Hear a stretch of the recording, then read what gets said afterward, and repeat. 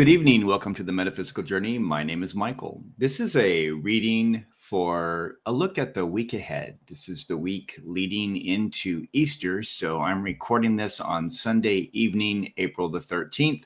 So this is just for the next 7 days. I'm going to be pulling from 7 different sources for this. So I will have the decks listed in the description below. But I want to begin with the overall theme for the week. And on this, I pulled the shapeshifter. The shapeshifter. So I'll come back to that. I pulled 2 tarot cards to kind of go with that to see what we're shape shifting about. And the first one that came up is the Lovers. And this is followed by the 9 of Swords. So the theme of the week is definitely about stress, anxiety, things that keep you up at night. You're really worried about something. There's something going on.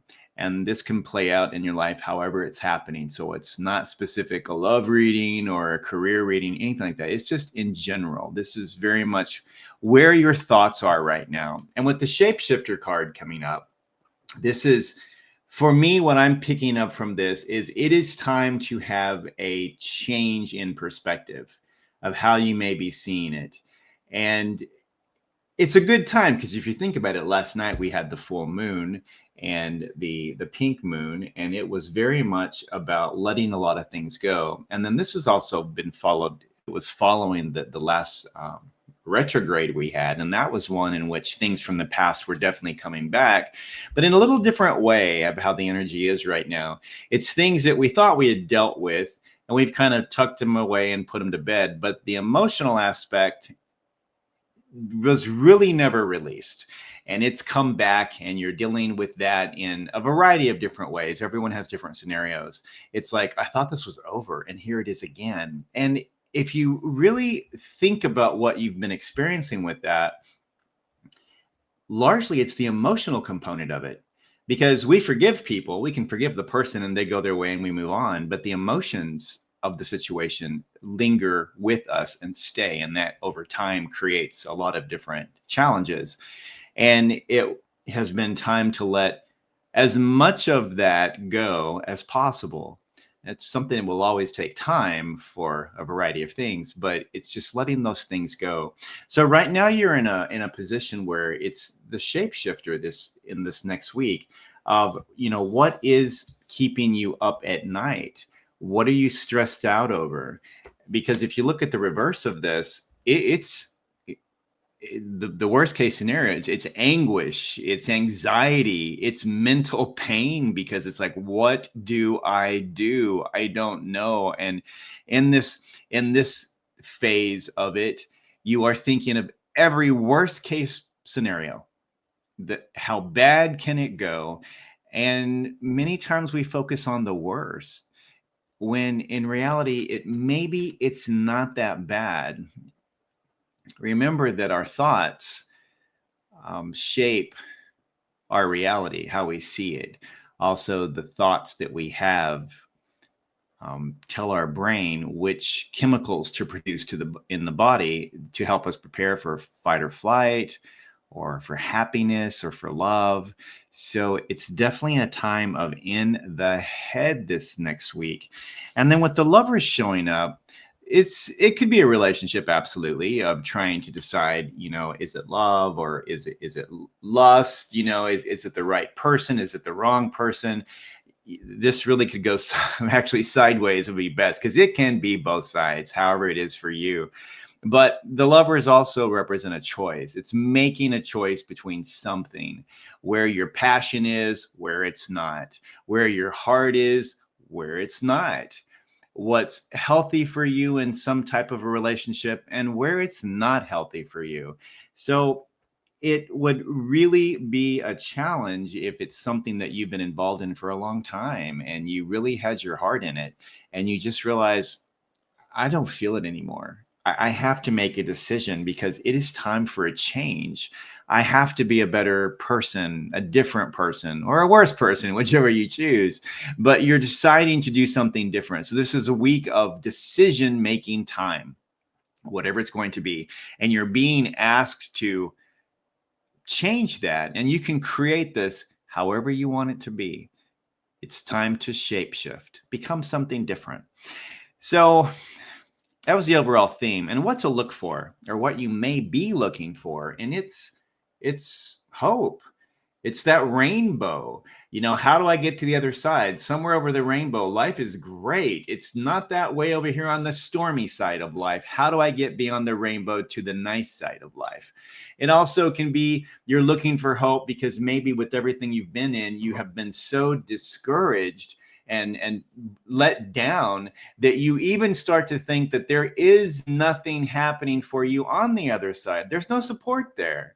And you're just looking for answers, and you're looking for that rainbow. You want your life to be better, because when the rainbow comes out, the storm is over. Now, I really take from this reading, this is something you've been dealing with for quite a long time. It's just time to deal with it. You know, and it's a perfect time too, because we're leading up to Easter, that time of death and resurrection. And that's where Shapeshifter again comes in. It's changing a whole new way of who you are, allowing the part of you that you don't like, it no longer serves you anymore. And this isn't about whether other people or things serve you. This is about, are you serving yourself? Are your thoughts serving yourself? Is your heart serving yourself? And so you're just looking for something. You're looking for some hope. And this is a great week for it. The next category is how it might show up, meaning where might that hope come from? And what came out is friendship. Now, this has different ways you can look at this. This could be friendship from other people. And that's a good thing, because if you're in a period of a lot of despair and darkness and in your thoughts, you probably don't want to go out very much. You just don't want to talk to people right now. You have probably secluded yourself, and you're like, I don't have the energy right now. I'm going to go into my dark space and I'm going to dwell there. In your dark space, it's dark. You don't have clarity necessarily, and you're seeing things possibly without their full light, and it becomes darker and darker. And friendship as a possible hope, a way of finding it, is great, because it means you're getting outside of your head and reaching out to other people, and they can provide some support. They can at least listen to you. And what I would encourage you to do, please consider this, is when you're talking to a person or you reach out, let them know up front what you need from them. To say, I just need you to listen. I do not need you to give me any advice.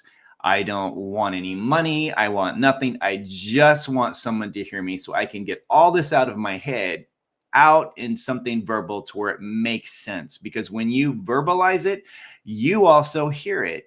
And in that, you're going to find some answers right there. So you need someone to talk to. You need some friendship. You need your community, your tribe, your therapist, your pastor, whatever it is. You need someone to talk to get this out of your head, where you can say it and you can hear it and you can find some answers yourself in that. It's the perfect thing.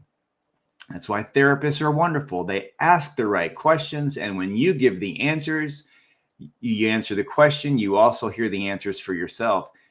And it's all about self-healing, largely. So friendship. And the card says, nurture your relationships. And that is definitely right now what you're being asked to do. And why you're asked to do that, it's a way of saving yourself. Your team wants to save you. They can't just reach in and tell you what to do. That's not their role. But they don't want to see you struggle like you're struggling right now. So they're saying, reach out to other people, get some friends, and just have someone to talk to express all of this.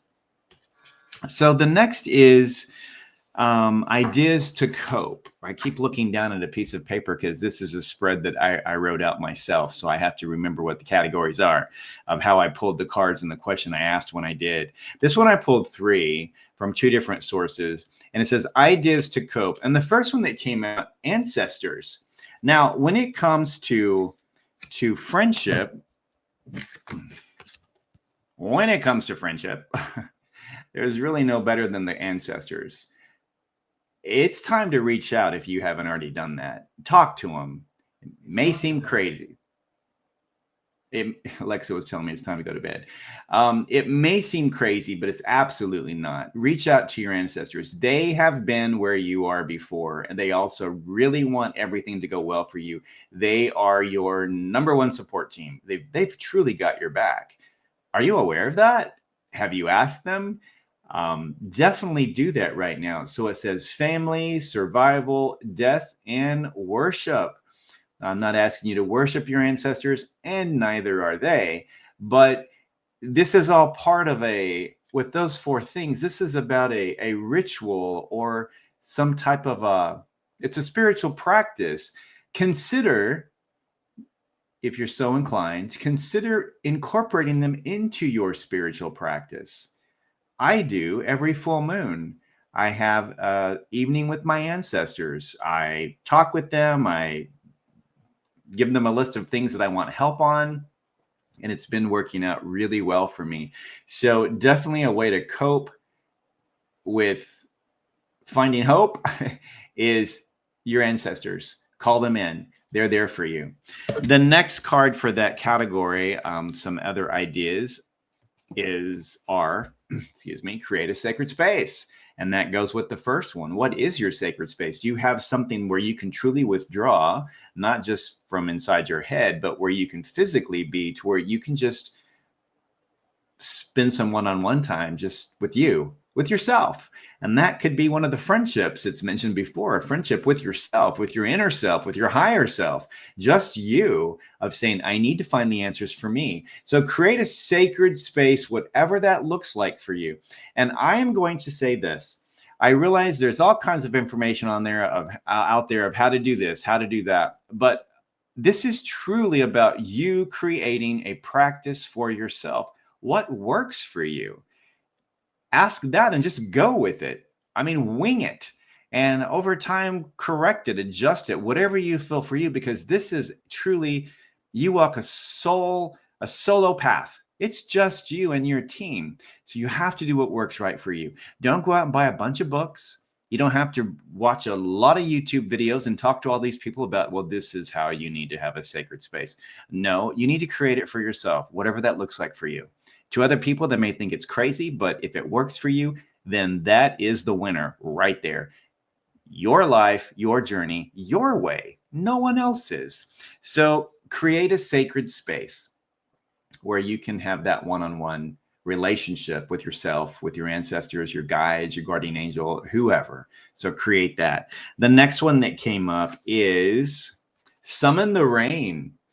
Now, this doesn't mean you have to go out in their backyard, and there's a lot of different rain dances that different cultures have different things for pulling in the elements. And this may be something where you do want to work with the elements, and that's up to you. You'll know if you're so inclined to do it. If you are, make that part of your sacred space and your spiritual practice.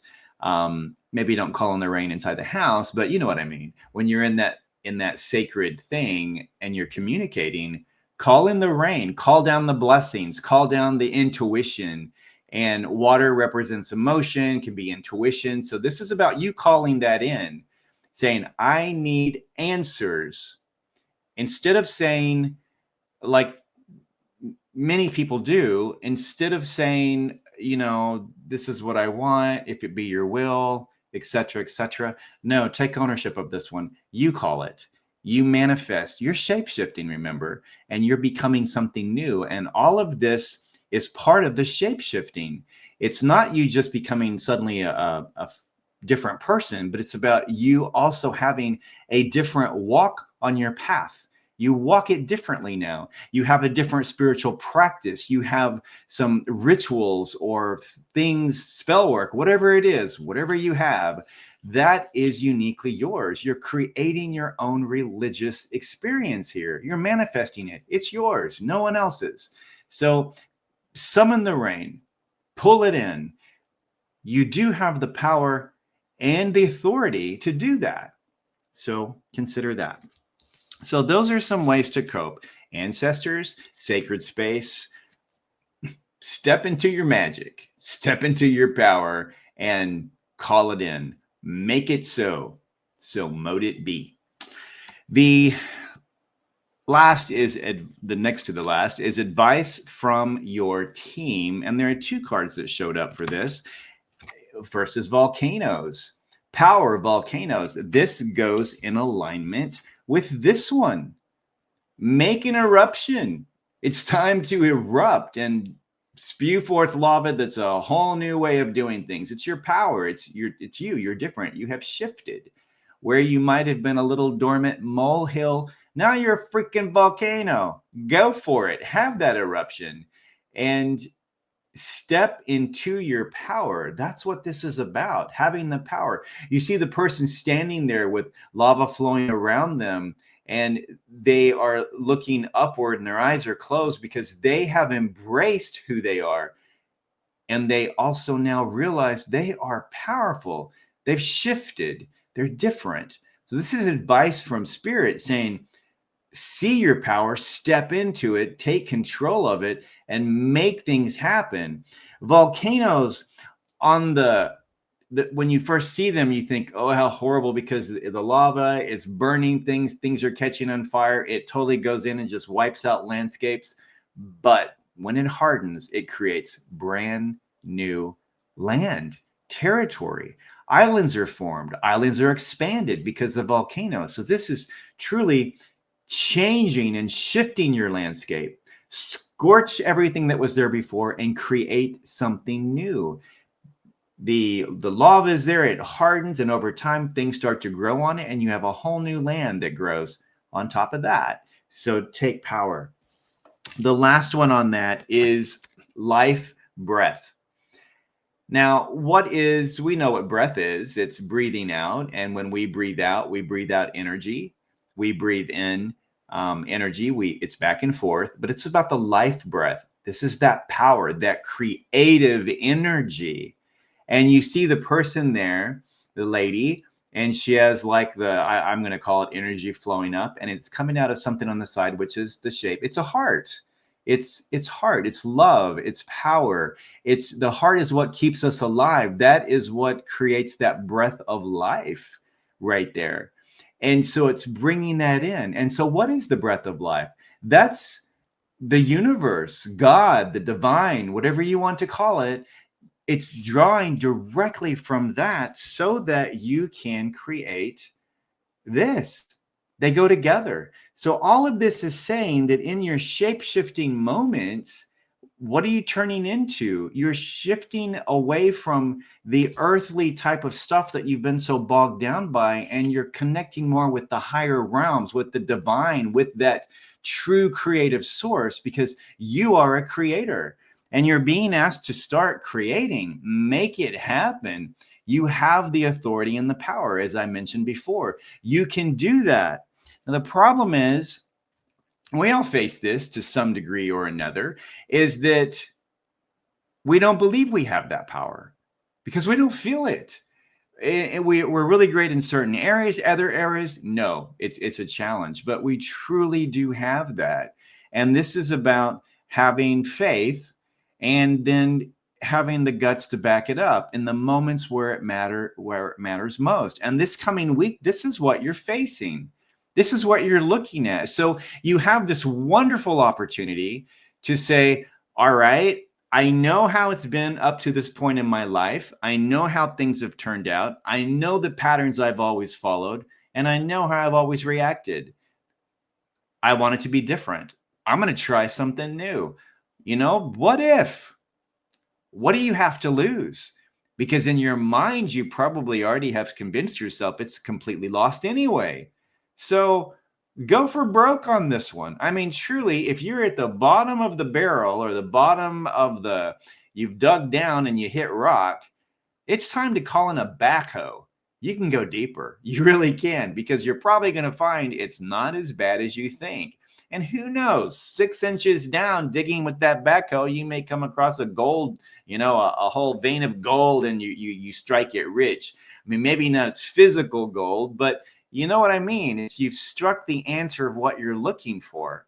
So it's time to dig in a little bit deeper.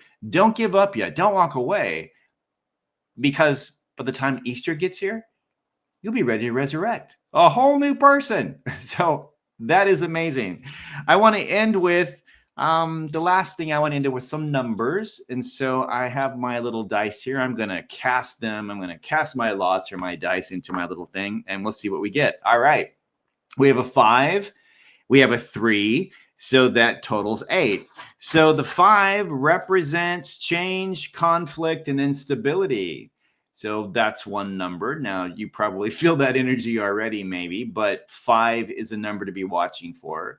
The next one is 3, and that represents expression, groups, and growth. And that showed up with the friendship card. That so with the 5, if you are feeling right now some conflict and instability, reach out to the groups or your friends to get that support you need. And then when we look at the overall number of 8, that is mastery, accomplishment, and action. So mastery and accomplishment and action. That is the shapeshifter card. That is the create the sacred space. That's creating the volcano. That's all of it. So 5, 3, and 8. Those are numbers to look for this week.